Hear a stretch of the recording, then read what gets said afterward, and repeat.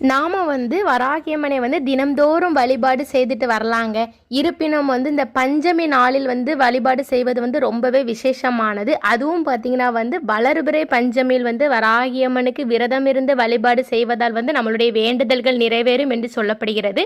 சரி, அப்பேற்பட்ட மிகவும் சக்தி வாய்ந்த மார்ச் மாதம், அதாவது தமிழுக்கு பார்த்திங்கன்னா பங்குனி மாதத்தில் வரக்கூடிய வளர்பிறை பஞ்சமி திதி எப்போ தொடங்குதுன்னு சொல்லி பார்த்துடலாமா? மார்ச் மாதம் 23ஆம் தேதி பங்குனி 9ஆம் நாள் திங்கட்கிழமை அன்று அதிகாலை 12:15 தொடங்கி அன்று இரவு 9:54 வரைக்கும் நமக்கு பஞ்சமி திதி இருக்குதுங்க.